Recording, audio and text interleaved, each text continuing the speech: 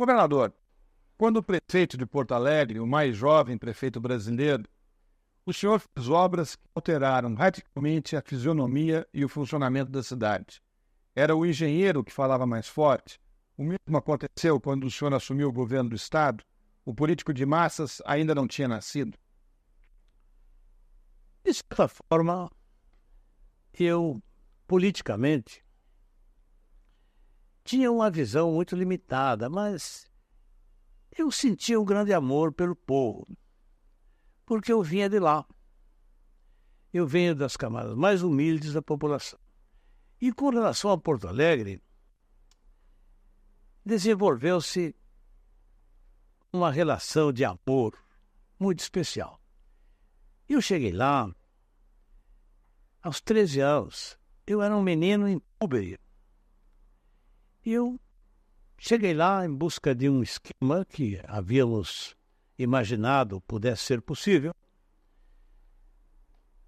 Uma vez, depois que eu não pude ir para o seminário metodista, os mascates nos deram as indicações, nós fomos trabalhando naquilo. Cheguei lá, estava tudo errado. Eu não tinha documentos, só não sei uma carta do prefeito. Viajei num trem de segunda classe e lá comecei a minha vida em Porto Alegre. Imagina você que um garoto assim, sem documentos, sem conhecer ninguém, começou ali naquela cidade, nessas condições tão precárias, 20 anos depois tornou prefeito. Coisa espetacular. E num processo que teve também seus grandes sabores. 4 anos antes tinha perdido a eleição para prefeito. Sofreu uma derrota. Tinha sido eleito deputado estadual em 46, depois reeleito em 50. Foi no ano em que o presidente Vargas voltou, ganhou as eleições em Porto Alegre 4-1. Eu digo, tá para mim. Eu agora consegui que o presidente Vargas restaurasse as eleições nas capitais que eram proibidas. Vinha desde a Constituição e do governo Dutra. E eu achei que restaurando o direito de votar, e eu com aquela enchente, eu estava feito. Me candidatei a prefeito, compreendeu? Inauguramos pela primeira vez, por iniciativa até do João Goulart, de usar um grupo de artistas. Levamos aqui do Rio de Janeiro um grupo de artistas. Aquilo foi um espetáculo, mas escandalizou aquela burguesia de Porto Alegre. Religiosa, austera.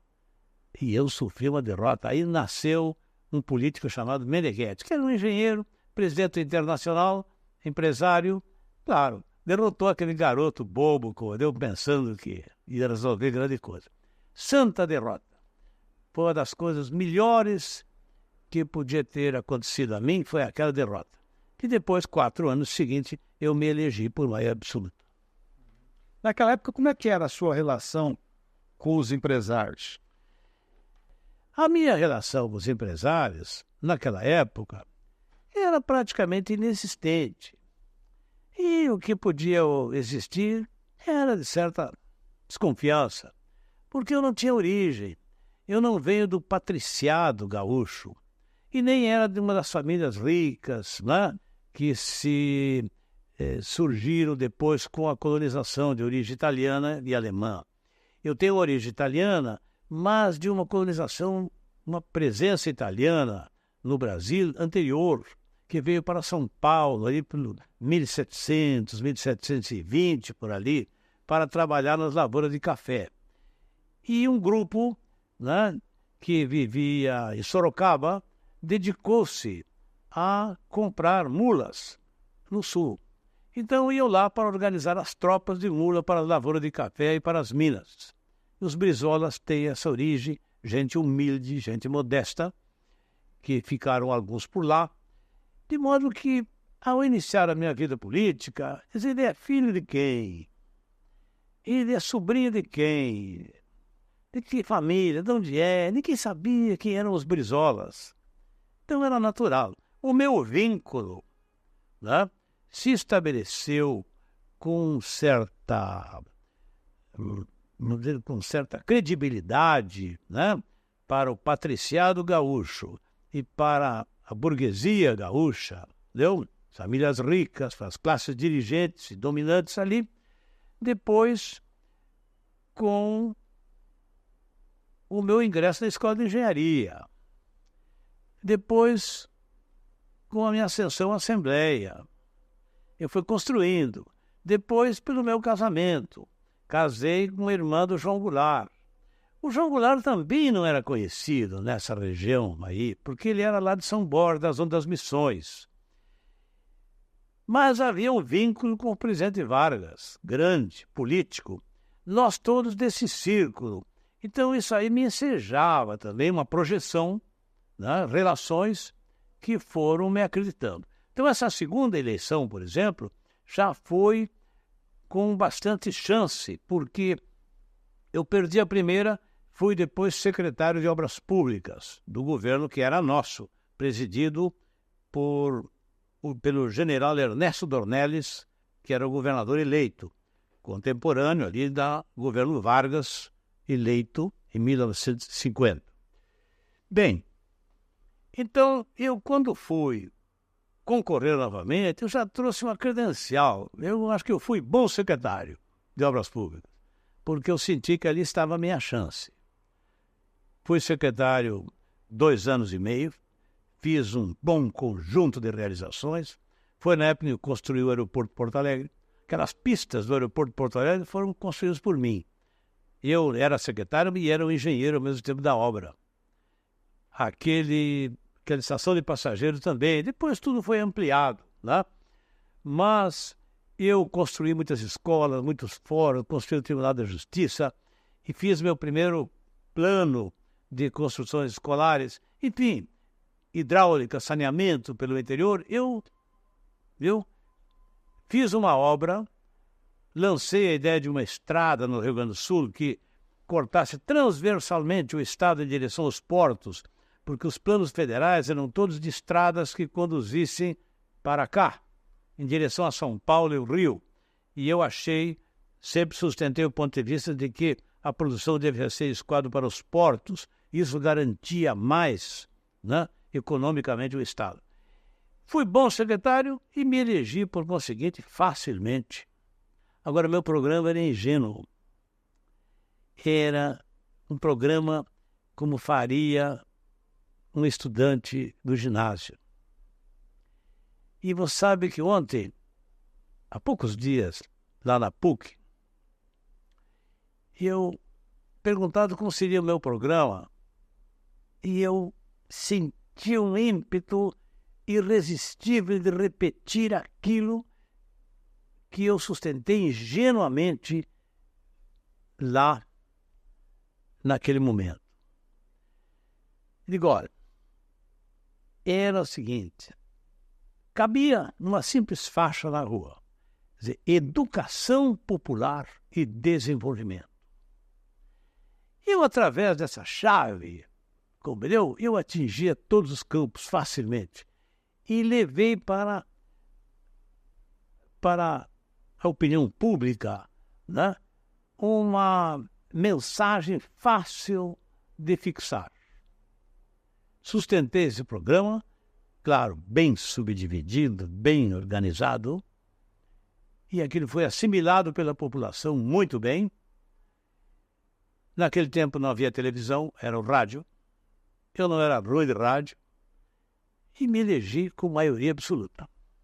Governador, o Brizola, político, agitador, nasceu na campanha pela posse de Jânio. Quem foi o seu inspirador como político de massas? Olha, você sabe que o meu inspirador foi o presidente Vargas. Mas ele era um homem tranquilo, tinha seus métodos diferentes. Eu, naturalmente, pela minha origem, eu fui assumindo os meus caminhos políticos, claro, sob a impressão, né, daqueles tempos que vivíamos. Eu cheguei até a universidade sem assumir uma definição política. Coincidia essa época com o fim do Estado Novo, né? Depois até com a queda de Vargas, com toda aquela polêmica intensa ali de 1945. Na universidade, nas pensões onde morávamos, era uma efervescência.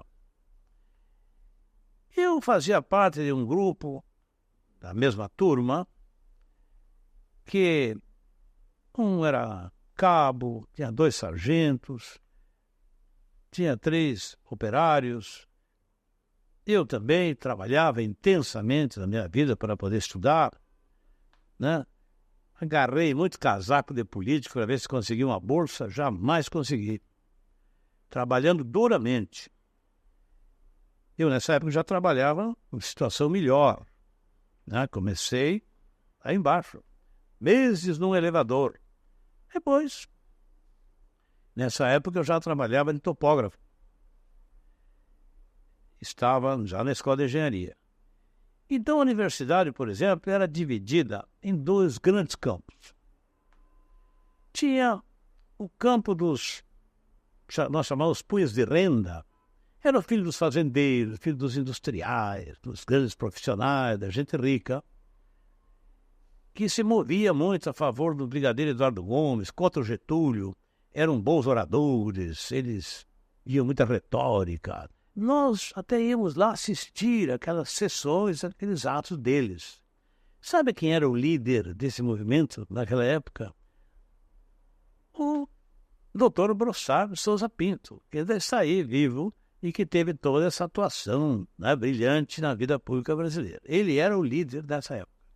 A outra metade era do Partido Comunista. O Prestes preso, nós tínhamos simpatia pelo Prestes, mas não podíamos entrar no movimento comunista porque nós éramos trabalhadores, nós não tínhamos aqueles esclarecimentos, compreendeu? Aquele nível político que eles possuíam. Te perguntava alguma coisa para eles, sabiam tudo, não havia diálogo conosco. Perguntando, o que é isso que você escreve no muro aí de reforma agrária? Ele vinha, ele dizia tudo, sabiam tudo de cor, porque vinham os polígrafos para eles. Não sei de onde era o arsenal, compreendeu? Ideológico. E eles sabiam tudo, nós não sabíamos nada. Então ficamos assim, meio soltos naquele ambiente. Um dia íamos pela rua, vindo da universidade, e verificamos que vinha uma enorme passeata de trabalhadores protestando contra a queda do Getúlio, compreendeu? Com uns pedaços de caixões, compreendeu? E de papelão, compreendeu? Dos tapumes, compreendeu? Com alguns dísticos em defesa da legislação do trabalho, garantia dos trabalhadores, queremos Getúlio, compreendeu? E em solidariedade ao Getúlio, aquela enorme passeata de uns 5, 6 mil pessoas. E nós ficamos naquilo, compreendeu? Foi, e dali um pouco estávamos dentro da passeata. Se é por aqui que nós vamos. Isso nos conduziu ao trabalhismo, nos conduziu à criação do trabalhismo que passou a se processar aí nesses dias. Agora, você acha que naquela época o Partido Trabalhista Brasileiro tinha uma ideologia, ou como o senhor disse, ainda não estava definida uma ideologia do partido? Em relação ao trabalhismo, ao PTB, primeiro, agora ao PDT, sempre houve um preconceito da intelectualidade, tanto a intelectualidade conservadora como a intelectualidade esquerda, porque atuavam juntos essas duas áreas contra o Getúlio. O Prestes estava preso. Quando o Prestes saiu, diz, não, eu vou sair dessa frente que está aí.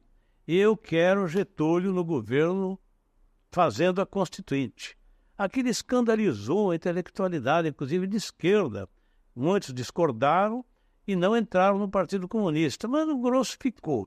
Mesmo com essa posição do Prestes, pode crer que permaneceu, mesmo da parte dele, próprio Prestes, muito preconceito, né? E começaram a criar a teoria de que o Getúlio é que mandou criar os dois partidos, o PSD que era formado dos quadros do governo dele, e o PTB. Isso não é verdade. O presidente Vargas não mandou criar o PTB. Ele concordou, ele já se encontrava muito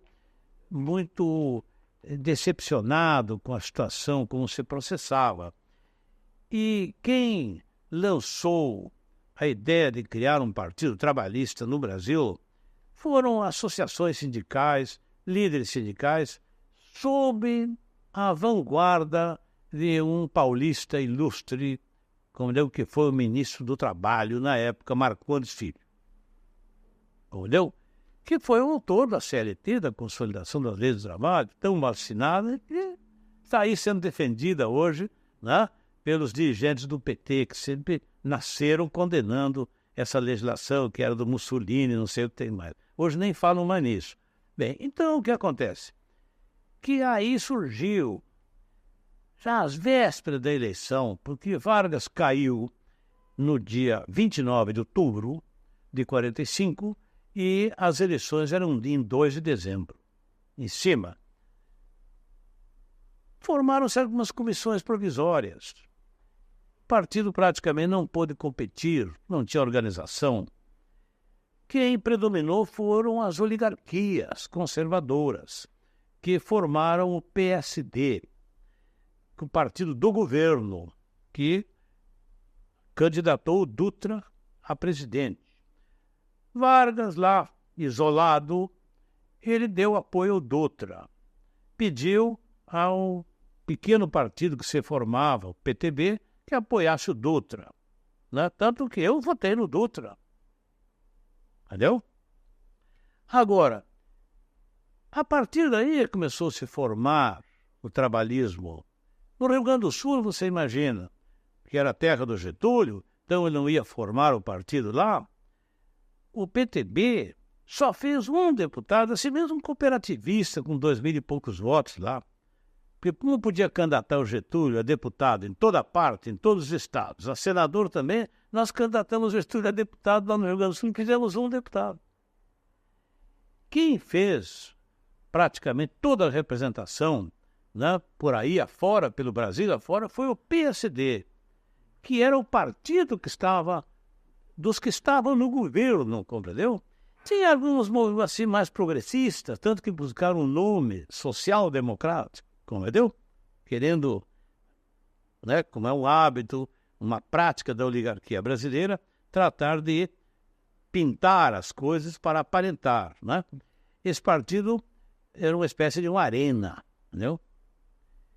Mas como? Então o Getúlio, que fez tudo isso, que modernizou o país, que desenvolveu infraestrutura, que criou direitos importantes, como, por exemplo, a cidadania para a mulher, né, que não votava, que era considerada menor de idade, e os direitos sociais, os trabalhadores, desenvolver educação, tudo isso.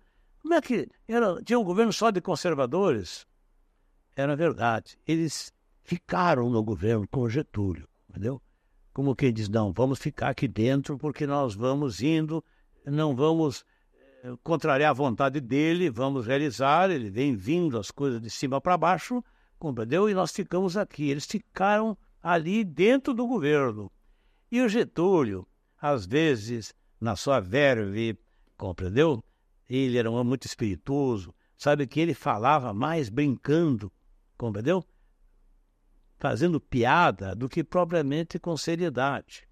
Piada de sentido, compreendeu?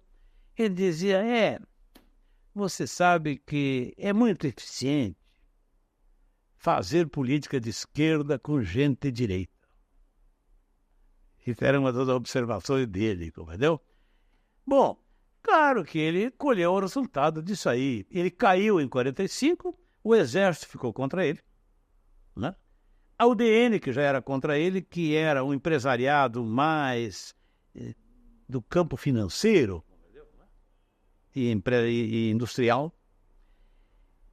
Ficaram as oligarquias rurais, que eram fundamentos do governo dele, e toda a intelectualidade que era muito importante para as oligarquias rurais, né? manter aquela situação, porque toda a ordem jurídica favorecia muito as oligarquias rurais, ainda naquela época. Bem, o empresariado ficou contra o Getúlio, o capital estrangeiro ficou contra o Getúlio, os americanos ficaram contra o Getúlio, não ficou ninguém com o Getúlio, só os trabalhadores, só os sindicatos. Veio o novo governo Dutra, traiu o Getúlio. Compreendeu? Primeiro Brutus importante da história brasileira, compreendeu? Foi o Dutra. Foi eleito pelo Getúlio, porque senão era conseguiu um voto na rua de ninguém. O Getúlio disse, é o candidato que eu indico. E o povo votou no Getúlio, através do Dutra. Pois bem, o Dutra chegou no governo, creia, nem respondeu o telegrama que o Getúlio mandou para ele felicitando. Voltou às costas do Getúlio. O Getúlio ficou lá. Quando terminou o prazo, ele veio, assumiu o Senado e começou a fazer discurso de oposição. Discurso de oposição. Então esse foi o primeiro personagem. Também terminou, compreendeu? Não merecia significação mais nenhuma. Em algum momento conseguiu fazer uma aliança nas eleições com o PSD? Com o PSD, rigorosamente não. PSD era o nosso confronto no Rio Grande do Sul. Eu nasci politicamente organizando o trabalhismo, o PTB na época, e baixando a madeira na traição do PSD. Que o PSD formou-se à sombra do Getúlio e traiu o Getúlio para ficar com o Dutra. A maior traição da história brasileira é do PSD contra o Getúlio. O jeito mais traído na vida brasileira foi o Getúlio. Imaginem, até o seu genro ficou no PSD.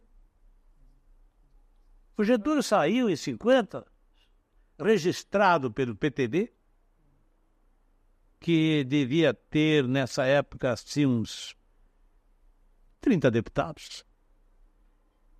E saiu sozinho, praticamente, levado, como dizia, compreendeu, um escritor baiano, por um jardim de infância, que era o João Goulart, era eu, era o Francisco Brochard da Rocha, toda uma juventude com ele.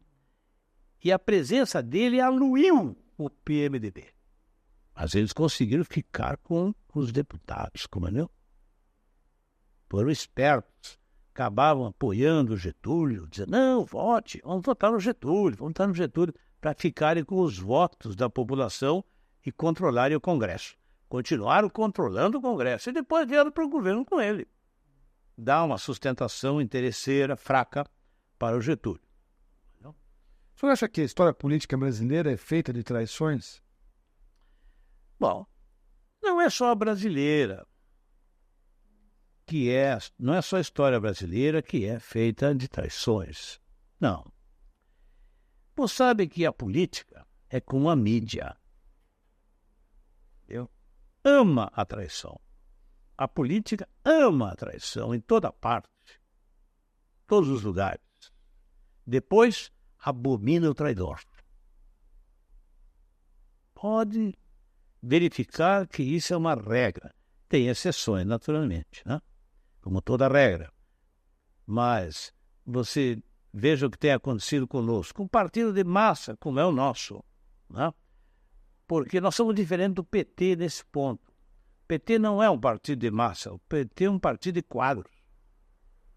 Nós somos de massa, porque nós dependemos da atuação das lideranças. O Getúlio era um líder e não tinha quadros praticamente com ele. Porque a população, os trabalhadores, se fixaram, compreendeu? Né? O que o PT tem de partido de massa é o que representa a figura do Lula. Entendeu? Figura do Lula. Tudo mais são quadros. Agora nós, depois do Getúlio, tivemos o João Goulart. Né? Depois chegou a mim, né? O remanescente depois esse estrago da ditadura, porque basta examinar a história. Essa ditadura foi feita contra nós. que eles visavam, a ditadura, é destruir o trabalhismo, porque nós já éramos maioria no Congresso. Nós nos juntávamos com o PSB, que tinha alguns deputados, tratávamos de nos fundir já, os dois partidos, fazer a fusão, nós já éramos maioria. Não, maioria absoluta, não era maioria relativa, não, no Congresso. E nós pressionávamos pela reforma, com um grande movimento de massa pelo Brasil, pelas reformas, verdadeiras reformas. Isso está na mente do povo brasileiro. E esse governo, aliás, se aproveita indevidamente dessa palavra, reforma, porque reforma é no sentido democratizante, no sentido de democratizar os direitos, de democratizar a terra. Tudo isso aí é reforma, sempre no sentido de abrir socialmente, né, para um maior número de pessoas. Agora não usam o termo de reformas, compreendeu? Para iludir as pessoas, compreendeu? Pensando que estão fazendo alguma coisa boa. E, no fundo, estão arrochando, estão fazendo como quem torce uma roupa, compreendeu como é? Para poder servir a essa inserção que temos na realidade internacional, né? Como uma economia colonizada, que tem que contribuir, tem que mandar para fora o que produz, é isso aí.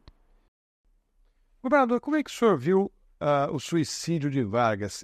Quem traiu Vargas naquele momento? Na época do suicídio do presidente Vargas, eu era secretário de Obras Públicas. E recordo quando tive aquela informação.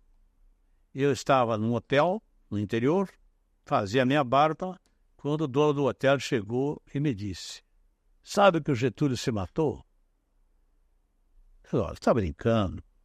Aí começaram as notícias. Eu vim, quando cheguei em Porto Alegre, num pequeno avião, observei que a cidade era uma fumaceira. Estava sendo incendiada, entendeu? Por toda parte. As multidões furiosas, entendeu? Incendiaram os órgãos do Diário Associado, incendiaram o consulado americano, tinha até uma empresa, não era nada disso, importador americano, quebra importador americano. Os comunistas, compreendeu, estavam assombrados, vendo que aquela multidão estava queimando a Tribuna Gaúcha, que era o órgão, o jornal do Partido Comunista. Ficaram assombrados, e por que aquilo? Porque o Partido Comunista já estava fazendo causa comum com os que queriam derrubar Vargas. A multidão se apercebia daquilo. Quer dizer, eu cheguei naquilo, cheguei a me envolver num pequeno conflito, compreendeu, de rua, porque eu descia, me recolhia para casa com um amigo, o Wilson Vargas, que era deputado no estadual, e passou um carro ali dirigido por um militar e um deputado do PSD, compreendeu? Então, passou, olhou para mim assim, deu uma risadinha no canto da boca, sabe assim, de deboche, satisfação íntima pelaquela tragédia. Eu não tive dúvida, compreendeu? Manobrei o carro e fui atacar atacar aquelas pessoas lá no outro cruzamento, meti o carro em cima. Bom, eles saíram já de revólver na mão, e eu também não tive dúvida, compreendeu? Eu tinha uma capa de chuva, joguei em cima de compreendeu? E o meu companheiro lá de longe também, que estava em luta já com o outro, deu um tiro de lá, porque viu que ele tirou o revólver também a me atingir. Bom, eu sei que dali um pouco era aquele mundo de sangue, compreendeu, correndo ali. Eu não estava ferido, mas aquele que eu atirei a capa em cima dele, que puxou o revólver, estava. Bom, eu me lembro que acabamos ali, depois houve mais tiro ali, sabe? E quando viu aquele sangue todo ali, aí paramos, compreendeu, para socorrer aquele deputado. Aí estava, me lembro, este Nestor Yosti, que era delegado de polícia, correndo direito lá, chefaturas de polícia, para buscar também de recursos lá. Eu sei que em seguida se conseguiu ali uma maneira de transportar aquele deputado, e nós fomos para casa, e com aquele pesar, achando que tinha morrido o deputado Hermes Pereira de Souza. E nós lá, os dois, nos olhávamos um ao outro, digo, vamos lá. Nós vamos lá no pronto-socorro para ver. Chegamos lá, ele estava bem. O tiro tinha sido na perna, e detalhe, estava contando. Mas foi um acontecimento que nós não conseguimos entender naquele momento. Mas, posteriormente, por tudo o que aconteceu depois, eu hoje interpreto assim. Vargas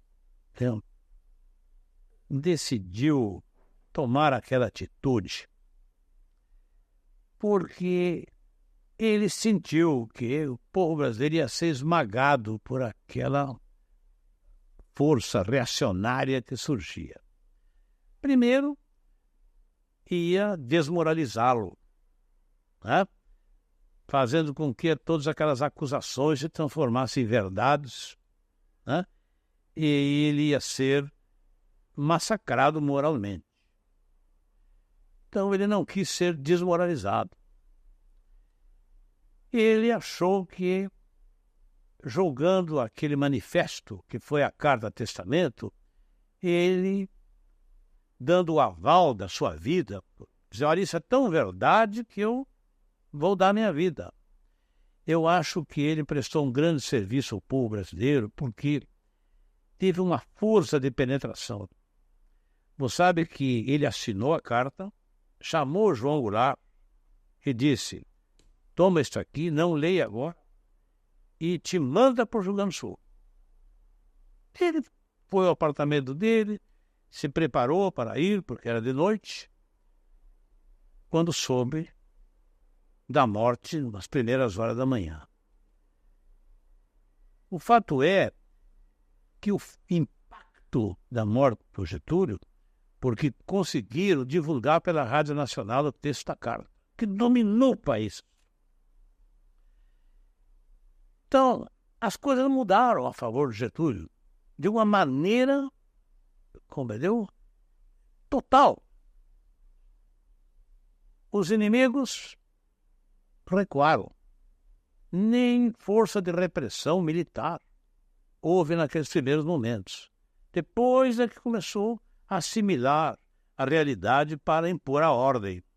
Porque ao meio de tudo aquilo também houve muito assalto, muito roubo, muita coisa, compreendeu? Que caracterizava a desordem. Nisso, Vargas foi enterrado lá em São Borja. Está lá num túmulo humilde, modesto, né? E o bom seria que nesse documentário não faltasse pelo menos uma visão, compreendeu, do que é o túmulo de Vargas. Está lá. Como é que era a sua relação com Carlos Lacerda nesse período? A minha relação com Lacerda era de divergência mais total.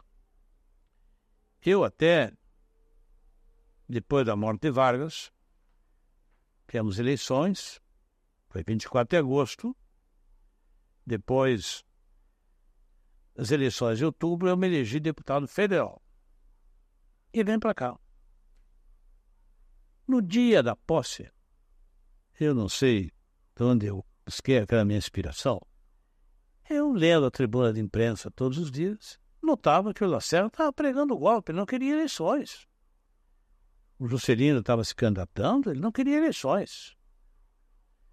Ele queria adiar as eleições. Dizia que diante da morte de Vargas não podia haver eleições. Já eleições marcadas.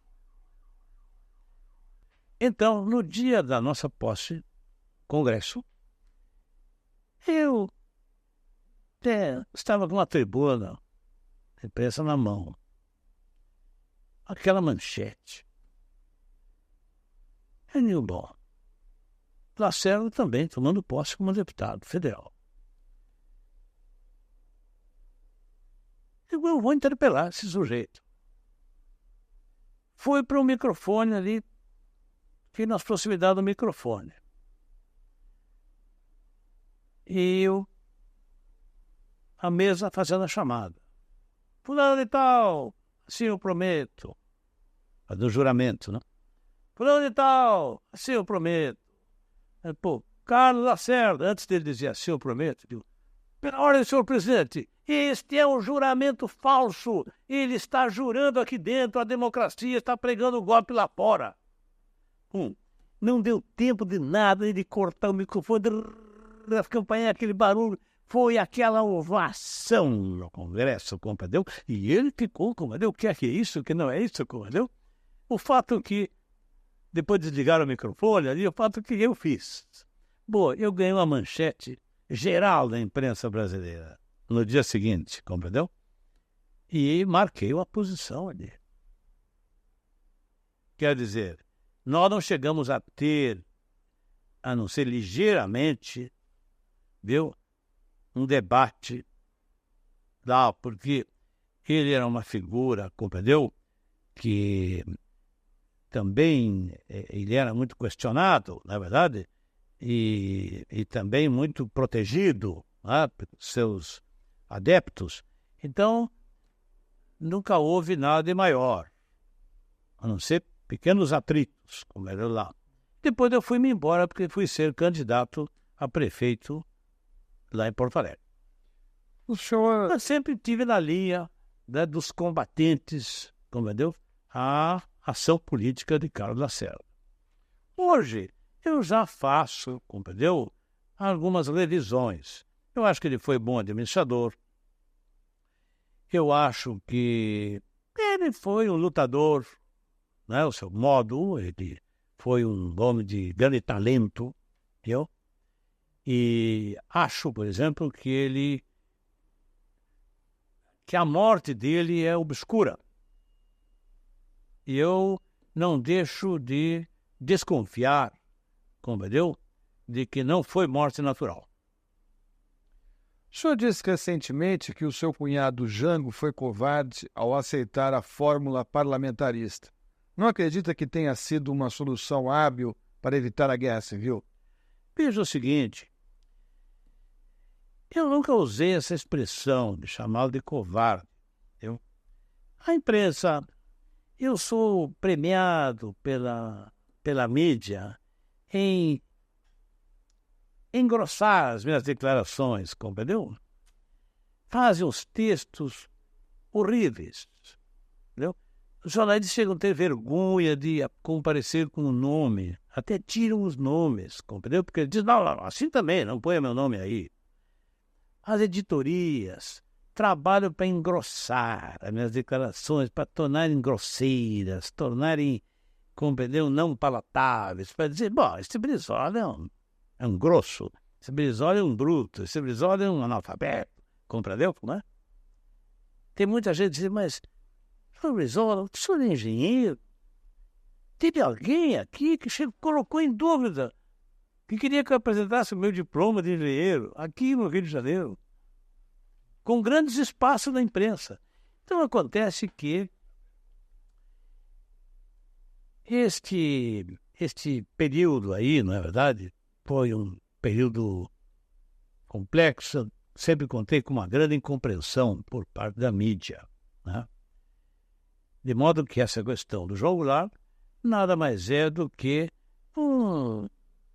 uma radicalização, aí um agravamento de apreciações que eu fiz, né?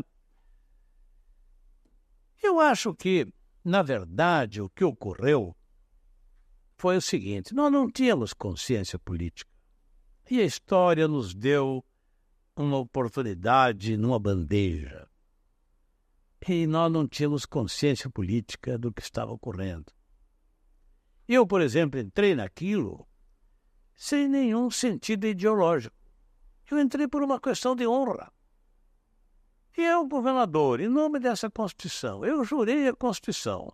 De repente, renuncia o presidente. Eu achei que era um golpe contra o Jânio. Cheguei a me comunicar, falei com o Castelinho, estava em Cumbica, em São Paulo, que ele fosse para lá, que nós queríamos defender o mandato dele, porque achávamos que ele estava sendo vítima de um golpe. Ele mandou dizer que não, que tinha renunciado mesmo.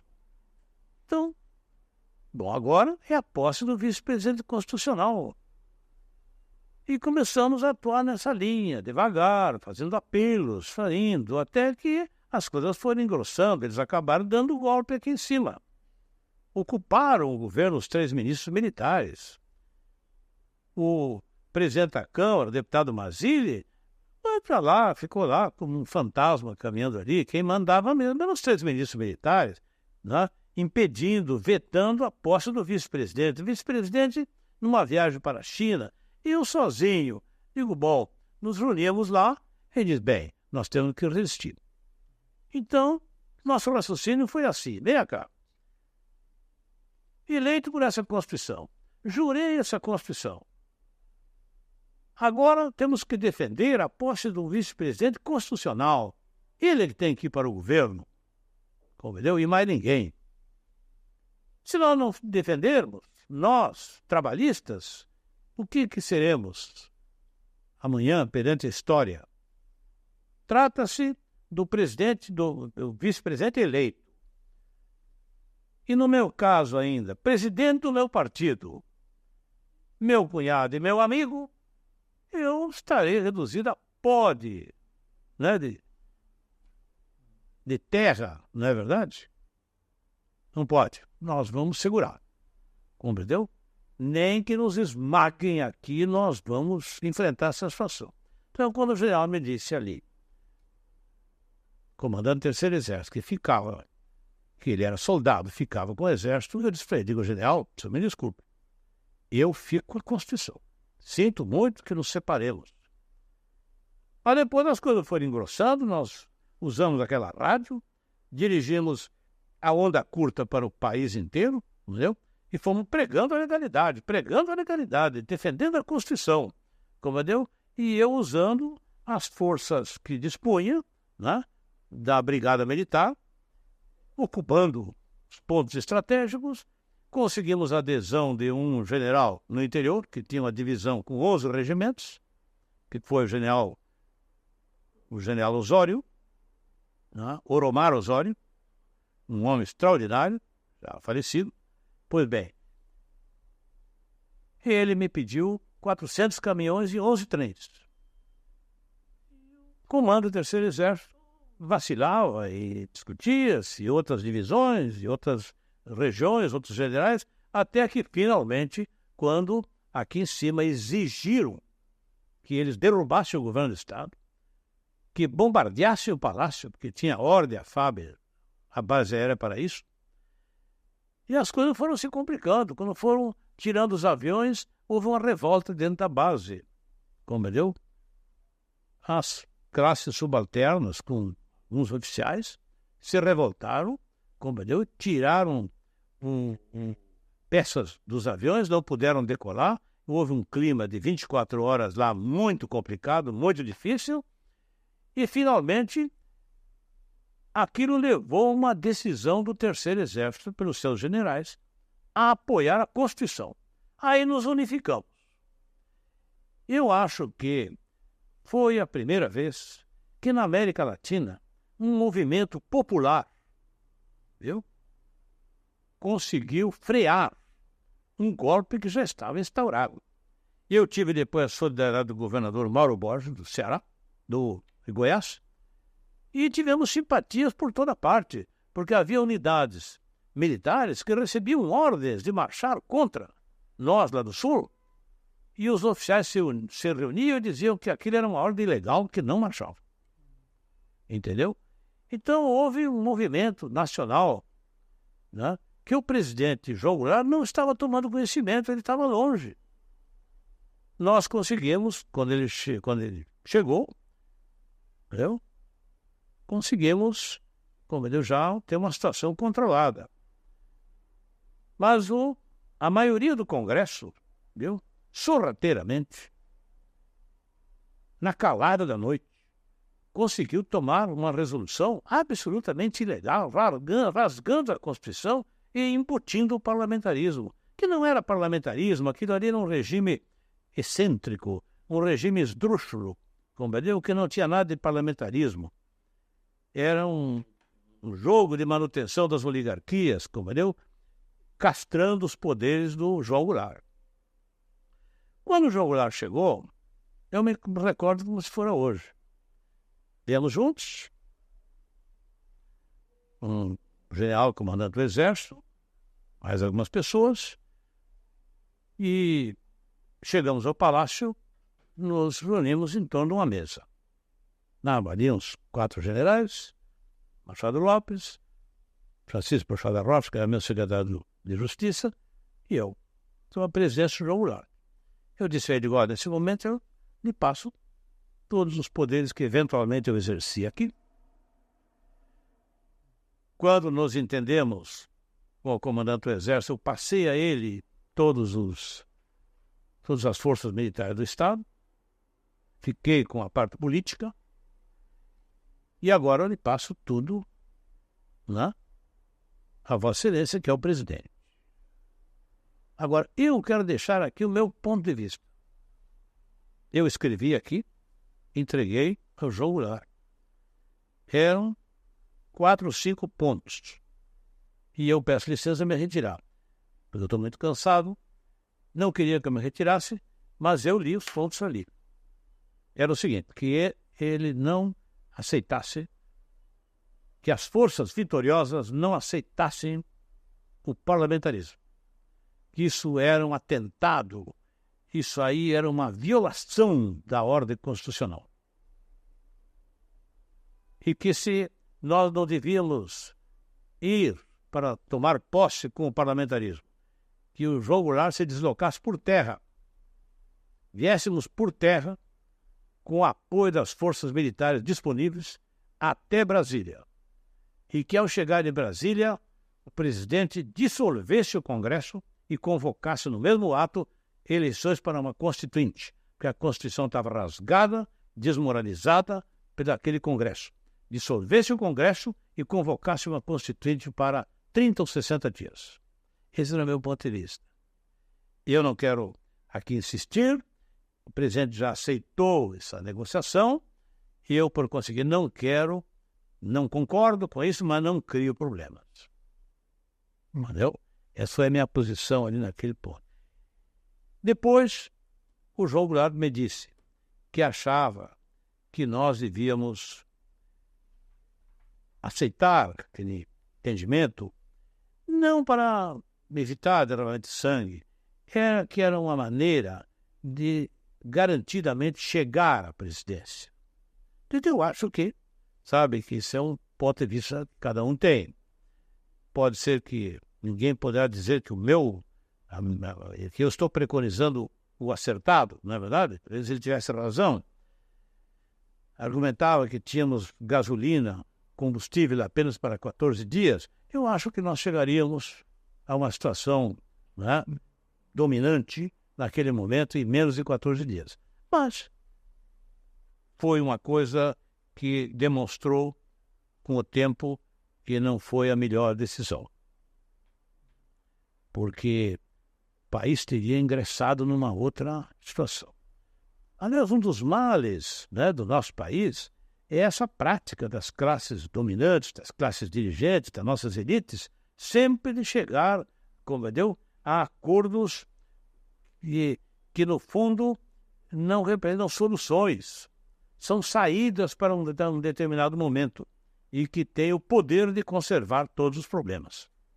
O senhor também discordou do presidente Jango com relação à resistência ao golpe militar. O senhor achava que deveria haver uma resistência, como queria o próprio Darcy Ribeiro? Eu acho, francamente, que se o presidente João Goulart quisesse, não cairia. Ele tinha condições de se sustentar. E por que Eu acho que ele estava bastante desiludido e que cultivou até o fim a esperança de chegar a um entendimento, a um acordo, né?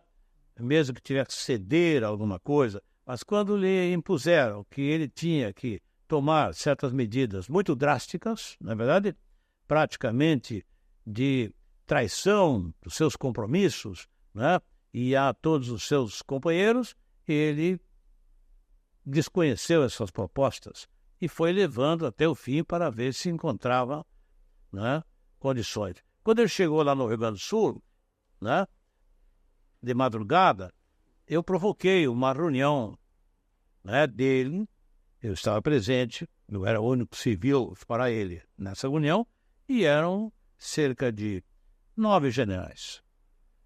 Eu fiz uma proposta de resistência. Provoquei a reunião, fiz a proposta de resistência.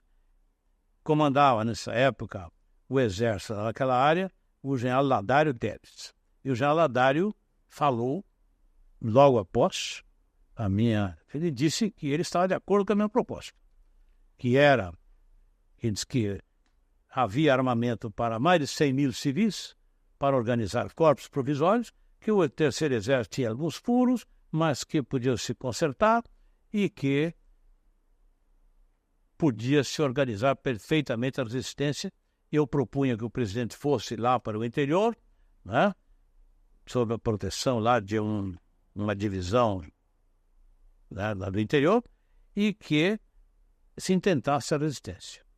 O povo brasileiro estava suspendido, estava surpreso com o golpe que apareceu, tomou corpo a partir daquelas horas. E então o assunto se confundiu um pouco, porque o general Ladário também apoiou e disse que só faria aquilo se tivesse ordem do presidente, que ele era um general legalista. Então, mas ele estava de acordo com essa proposta. Houve a discordância de um general, mas todos os demais estiveram de acordo. Depois a conversa se generalizou e finalmente se desfez a reunião. O presidente concluiu dizendo assim: olha, eu verifico que terá que haver derramamento de sangue para eu permanecer no governo. E eu quero dizer que, se é indispensável que haja derramamento de sangue, eu quero dizer que eu prefiro retirar-me do que ser causa de um processo, né, de derramamento de sangue do povo brasileiro. Decidiu, aí as coisas foram se dissolvendo. E aí desencadeou-se a repressão, para a surpresa de todo mundo. Como é que se deu o rompimento, o senhor, com o Jango? Bom, não houve realmente um rompimento, houve um distanciamento, que se conservou durante praticamente todo o exílio que tivemos lá no Uruguai. Nós começamos a trabalhar junto na nossa resistência ao regime. Ele, naturalmente, tinha uma visão mais pragmática, achava que isso ia se demorar, que tudo ia ser muito sacrificado, muito difícil, e fomos tendo atitudes e procedimentos e ações, compreendeu, contraditórias, até que, num dado momento, em função de situações concretas, nós divergimos. E cada um foi para o seu lado. E foi uma divergência política drástica. Anos e anos. Agora, o teimoso era eu. Ele até fez muitas tentativas de reconciliação. Mas não foi uma coisa raivosa entre nós. Ele criou os filhos dele nos considerando, e eu e minha mulher criamos, que era irmã dele, criamos nossos filhos também, estimando lá ao Jango. Então, eu também tinha esse problema pessoal, porque a Neuza era uma espécie de irmã querida dele, mas ela ficou muito solidária. Ela foi até muito drástica na sua posição. E o fato é que ficamos lá esses anos todos. Já no momento, já no final praticamente do nosso período de exílio, ele viajava para a Europa e esteve lá em casa para se despedir da Neuza. E eu saí até para atender um compromisso, e quando voltei ele estava lá. Aí de pouco chegou um grupo lá de Porto Alegre e viu aquela situação, entendeu? Que ele se encontrava lá e eu lá no outro setor, lendo, trabalhando, estava assistindo uma partida de futebol. Bom, foi aquele entreveiro ali, na verdade, de tal, e pouco havia amadurecimento para uma reconciliação. E aí ficamos conversando. Os amigos foram embora, conversamos cerca de 3 horas. Sabe, gaúcho se reconcilia se acusando. Ah, você, que naquele momento, não sei o quê. Que não, foi você, que não sei isso. Né? Então, a reconciliação é uma espécie de um ritual, compreendeu? Muito da natureza dos gaúchos. Tanto que o falecido Tancredo Neves contava, morava num determinado lugar, aí por Laranjeiras, ali pela Revolução de 30, e que via em cima aquele barulho de gente, não sei o quê, coisa e tal. Então, os amigos deles que estavam ali dizem, o que é isso, doutor Tancredo, aí em cima? Não, são os gaúchos, aí mora o fulano, são os gaúchos se reconciliando.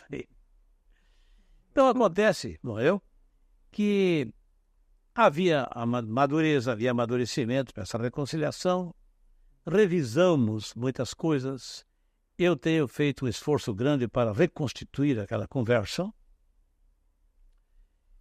e ele viajou para a Europa, voltou, deixou até um bilhete lá em Montevidéu, que ia à Argentina, logo voltaria para retomarmos a nossa conversa.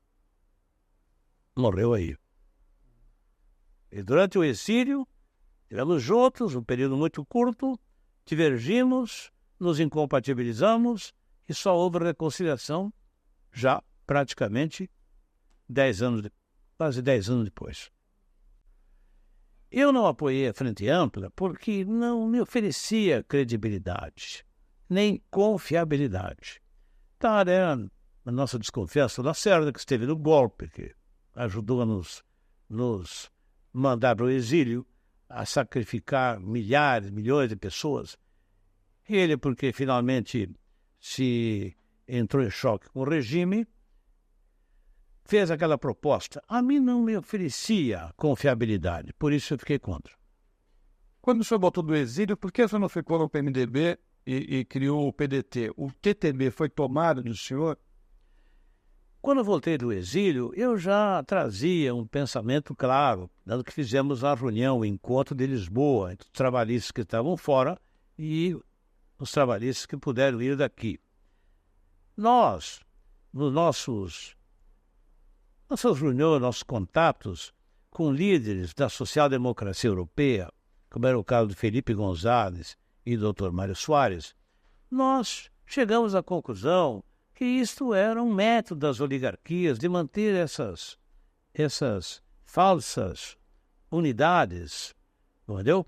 Como era o caso do PMDB, né? Que era uma geleia geral, como dizia o Dr. Ulisses mesmo.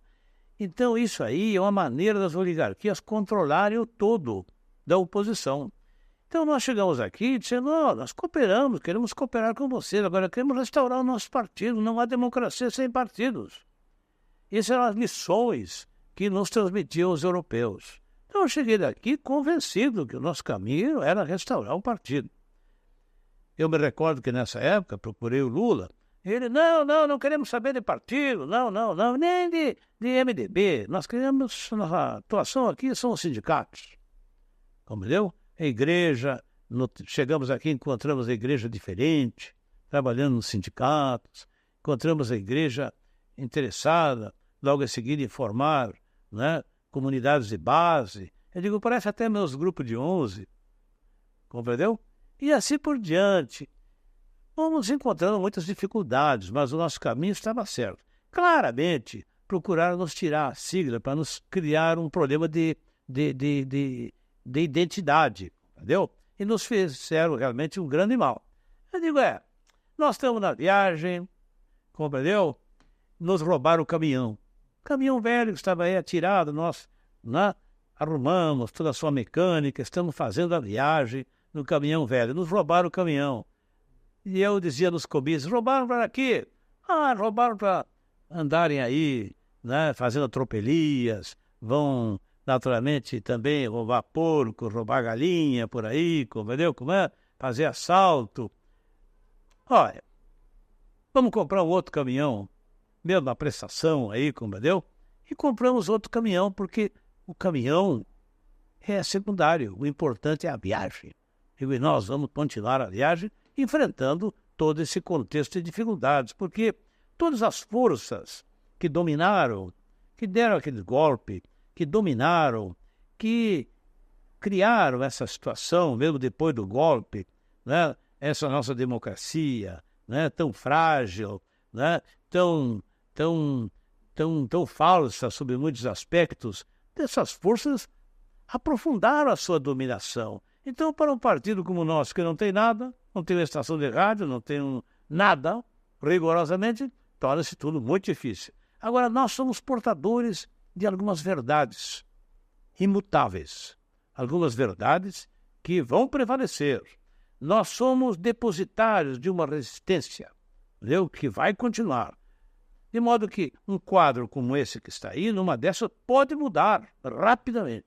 Agora, o senhor apoiou mais um ano para o Figueiredo, e o Figueiredo sempre falava do senhor com muito carinho. O que mudou, né? Não foi apoiou. Não, Figueiredo não tinha essa ideia, nem propunha essa fórmula. Isso foi uma reflexão que fizemos em conjunto, vários deputados, porque achávamos que o Figueiredo era um homem de palavra. Ele, se desse a palavra de fazer eleição, ele ia fazer. Achávamos que ele devia ter um período suficiente para fazer as eleições, para cumprir com as eleições. E foi, compreendeu?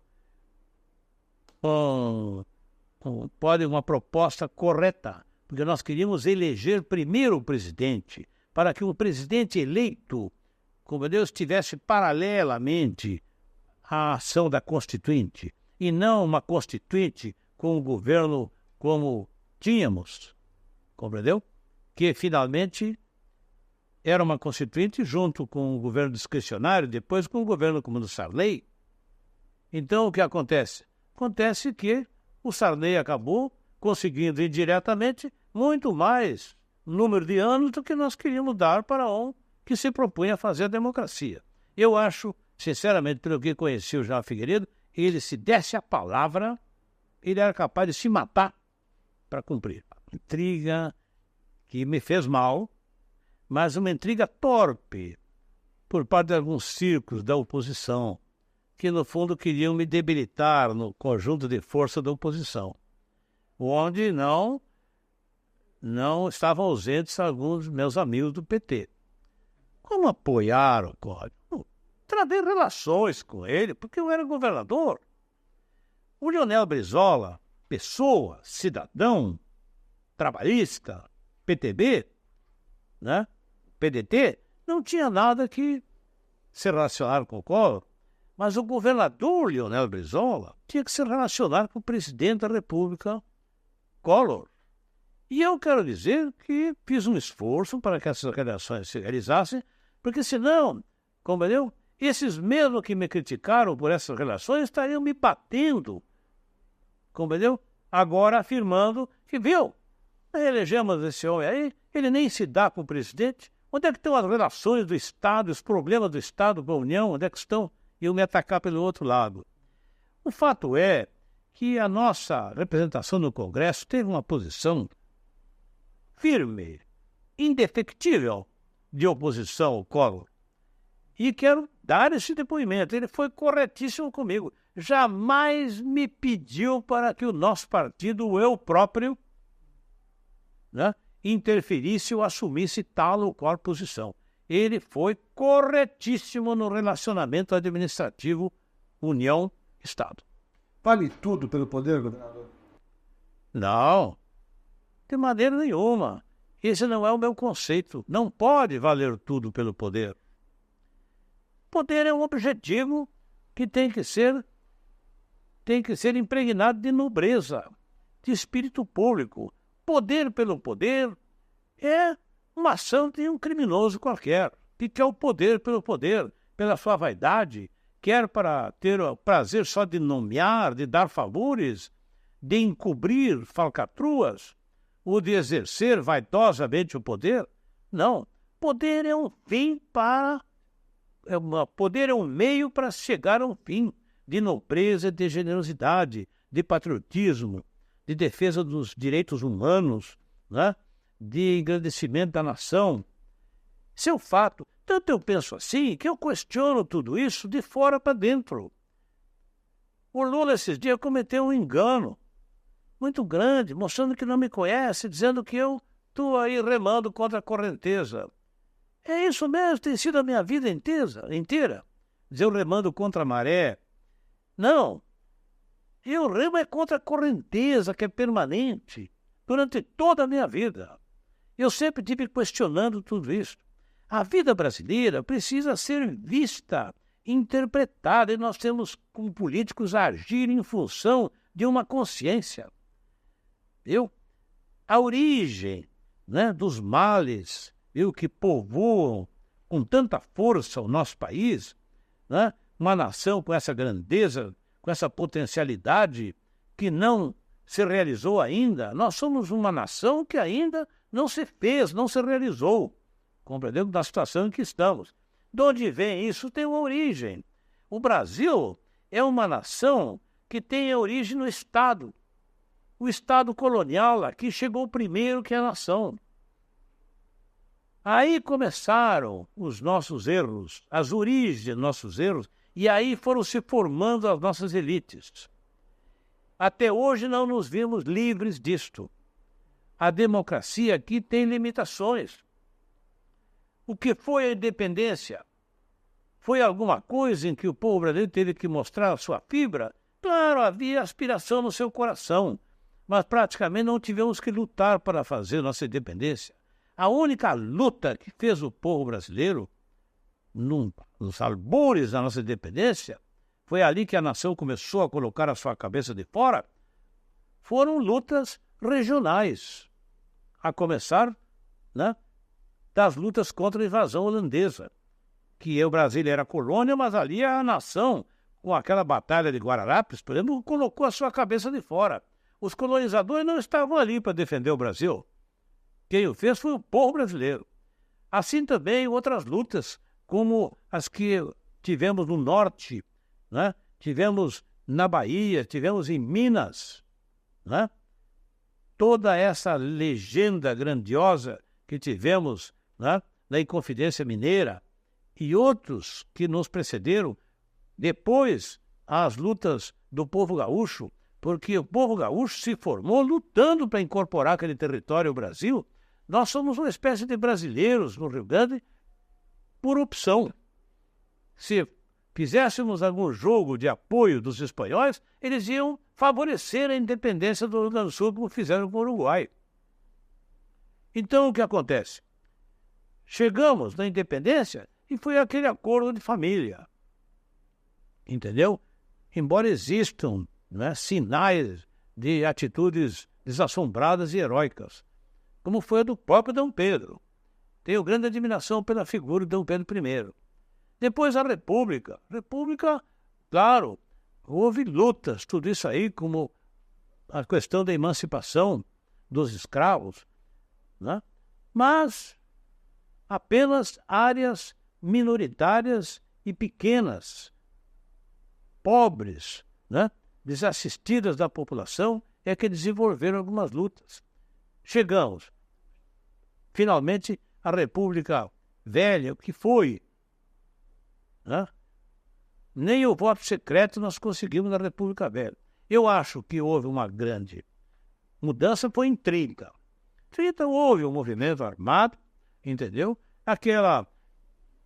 Aqueles acontecimentos iam ocorrer. Se não ocorresse a partir do Rio Grande, de Minas, da Paraíba, de outros estados, iam ocorrer a partir de São Paulo.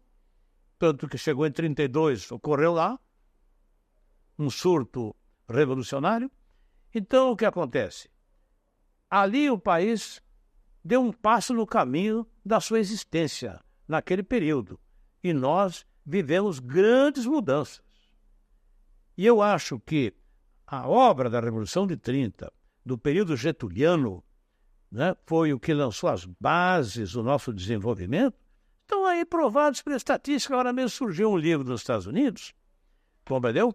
Que não está traduzido aqui ainda, mas que mostra por exemplo, em 40 anos, dos anos 50, quando começou a infraestrutura do governo Vargas, compreendeu? A realmente a produzir para o país, a influir no desenvolvimento, dos anos de 50, viu, a 90, o país teve um crescimento extraordinário maior em intensidade que o dos Estados Unidos.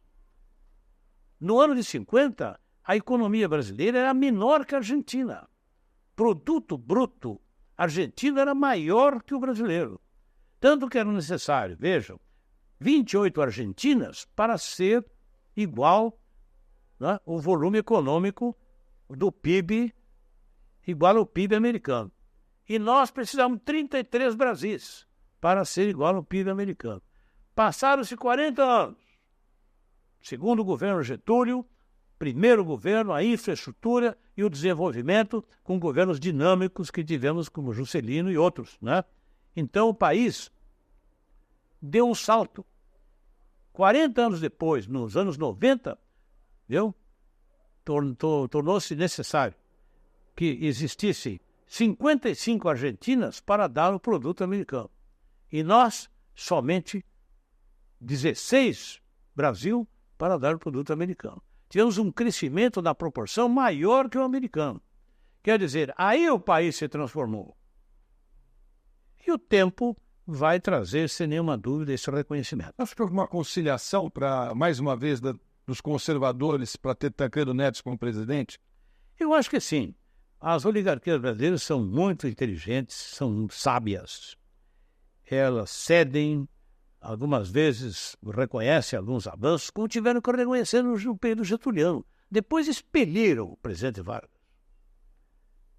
Ele surpreendeu a todos com a sua volta.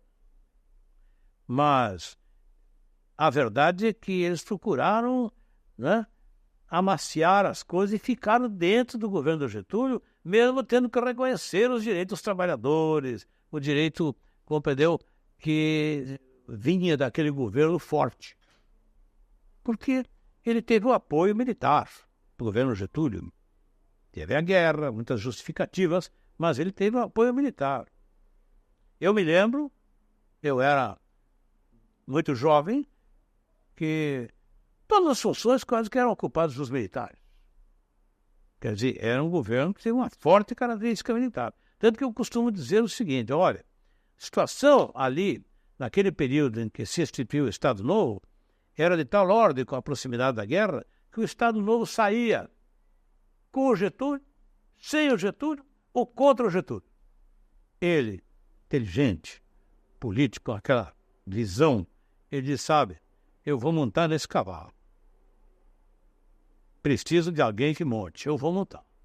Não faz mal, eu não tenho rédea, eu não tenho nada, eles estão achando que vão puxar o cavalo para onde eles quiserem. Onde convenha. Eu vou ficar aqui em cima do cavalo e vou indo, vou andando.